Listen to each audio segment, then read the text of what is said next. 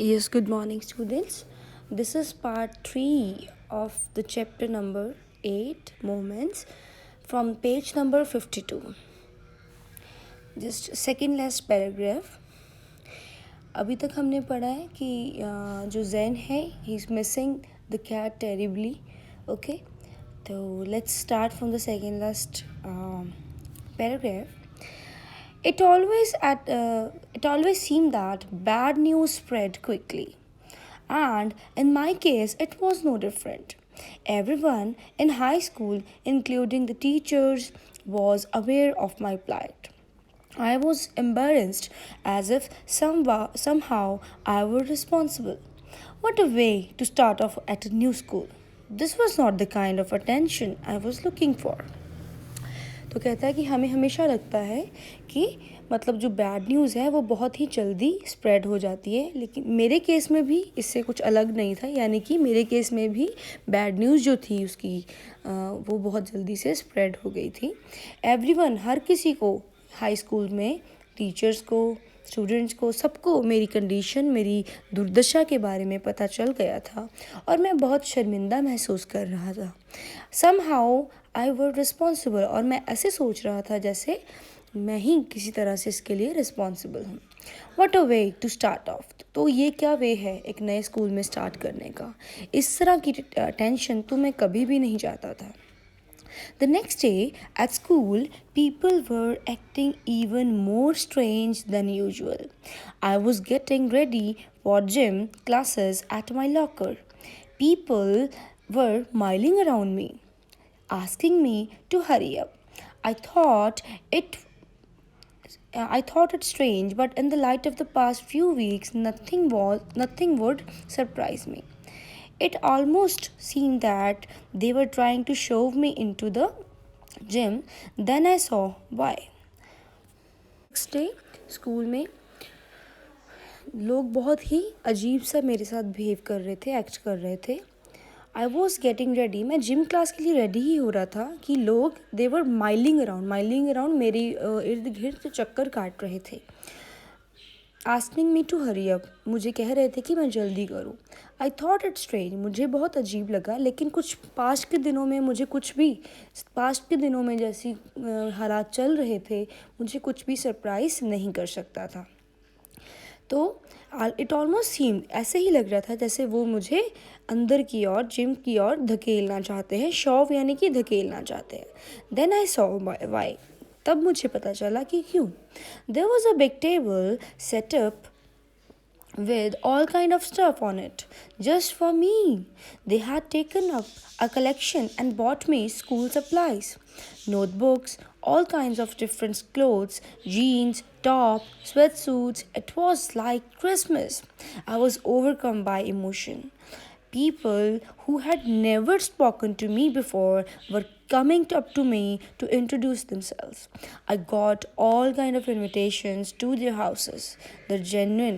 तो कहता है कि क्या था वहाँ पे, एक बिग टेबल था जहाँ पर स्कूल की सारी सप्लाईज थी, यानी कि notebooks, different cloth, jeans, tops और स्वेट सूट्स. तो मेरे लिए ये एक तरह का क्रिसमस था जब बच्चों को गिफ्ट्स मिलते हैं.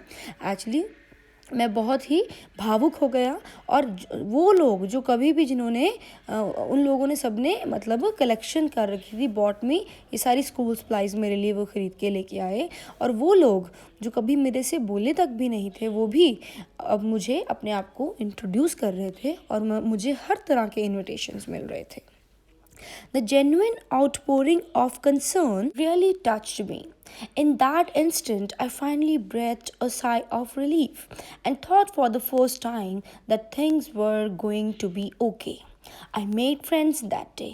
तो उनका जो genuine outpouring of concern, उनकी जो वो sympathy, outpouring of concern का मीनिंग है मेरे लिए sympathy जो उन्होंने शो की, मेरे लिए जो concern मतलब चिंता जो शो की उन्होंने, मुझे बहुत ही उसने टच किया, मुझे बहुत ही छुआ उस चीज़ ने. और उसी वक्त इन दैट इंस्टेंट मैंने चैन का सांस लिया और मैंने पहली बार ये सोचा कि चीज़ें शायद अब ठीक हो रही हैं, और मैंने उस दिन फ्रेंड्स बनाए.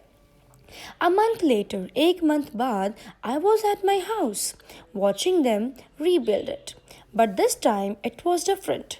I wasn't alone. I was with two of my new friends from school. It took a fire for me to stop focusing on my feelings of insecurity and open up to all the wonderful people around me. Now I was sitting there watching my house being rebuilt when I realized my life was doing the same. तो कहता है 1 month हो चुका था हमारा घर, अब मैं घर बैठा हुआ था अपने घर को रीबिल्ड होते हुए, लेकिन इस बार कुछ अलग था क्योंकि इस बार मैं अकेला नहीं था, मेरे साथ मेरे कुछ न्यू फ्रेंड्स थे। और ये सिर्फ आग की वजह से ही, it took a fire for me, ये सिर्फ आग की वजह से ही मैं अपने अंदर, मैं जो भी इनसिक्योर फील कर रहा था, मैं उस पर फोकस किए बिना, ध्यान अपना केंद्रित किए बिना मैंने अपने आप को खोलना सीखा बहुत सारे वंडरफुल पीपल के लिए। जो भी बहुत सारे अच्छे अच्छे लोग हैं मेरे अराउंड, उनके लिए मैंने अपने आप को खोलना सीखा और मैंने इनसिक्योरिटी की फीलिंग पर फोकस करना छोड़ दिया। ठीक है, क्योंकि पहले जो नरेटर था he was very introvert, he was not able to adjust in the new environment of school. लेकिन अब वो एनवायरनमेंट में न्यू जो भी उसके सराउंडिंग्स में चेंजेस आ रहे थे, ही वॉज अडाप्टिंग। सो अब मैं अपने हाउस को रीबिल्ड होते हुए देख रहा था और ऐसे ही लग रहा था कि मेरी भी लाइफ जो है, my life was doing the same thing, मेरी लाइफ भी जैसे सेम ही चीज़ कर रही है, यानी कि मेरी लाइफ भी रीबिल्ड हो रही है। Then while we sat there on the curb planning my new bedroom, I heard someone walk up to me from behind and say, "Does this belong to you?"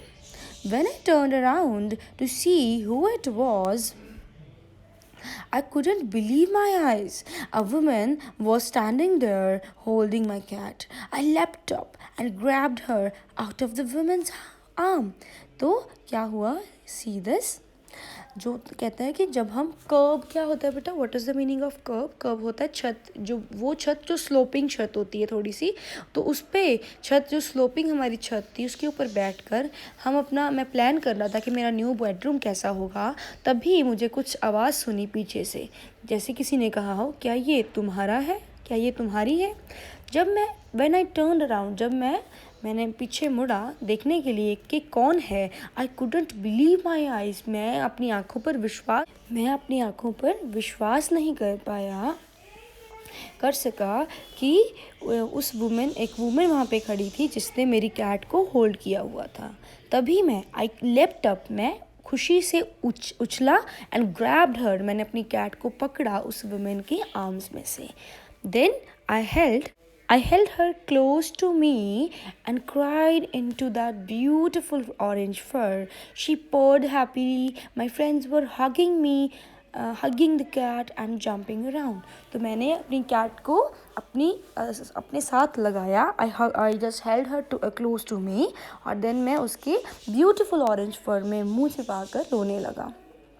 वो भी, जो मेरी कैट थी वो भी गुरगुराने लगी हैप्पीली, एंड मेरे जो फ्रेंड्स थे वो मुझे हग करने लगे, मेरी कैट को हग करने लगे और मेरे अराउंड जंप करने लगे. Apparently, what is the meaning of apparently here?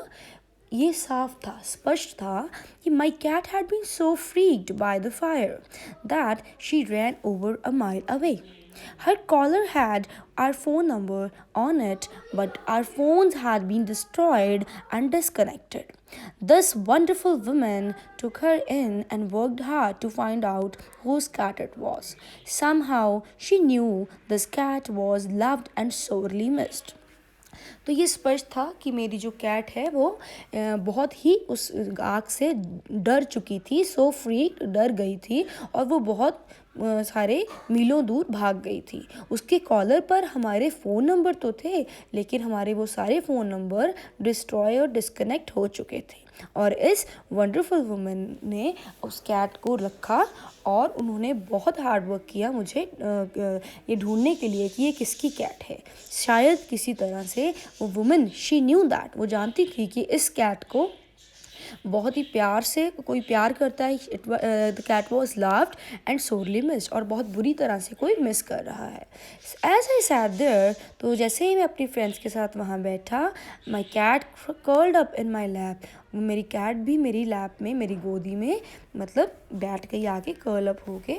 All the overwhelming feelings of loss and tragedy seem to be diminish, तो वो सारी जो चीज़ें ओवरवेलमिंग, जो बहुत ही मतलब ज़्यादा भरपूर मात्रा में जो मुझे ट्रेजेडी की मैं फीलिंग कर रहा था, इनसिक्योरिटी की फीलिंग मुझे हो रही थी, लॉस की फीलिंग जो थी, वो मेरी कैट के आने से सब कुछ ही जैसे डिमिनिश हो गया, ख़त्म हो गया। आई फेल्ट ग्रेटिट्यूड, मैं बहुत ही थैंकफुल महसूस कर रहा था। आई फेल्ट ग्रेटिट्यूड, थैंकफुल महसूस कर रहा था मेरी लाइफ के लिए, मेरे न्यू फ्रेंड्स के लिए, मेरे और जो स्ट्रेंजर वुमेन थी उनकी काइंडनेस के लिए, और मेरी जो बिलव्ड कैट है, मेरी प्यारी कैट की एक लाउड से पर के लिए। So my cat was back and so I was, मेरी कैट बैक आ गई, मेरी कैट जो है मुझे मिल गई और मैं भी शायद वापस आ गया। तो उसने ये क्यों बोला so my cat was back so I was, क्योंकि जो उसकी कैट के लॉस्ट होने से जो जैन है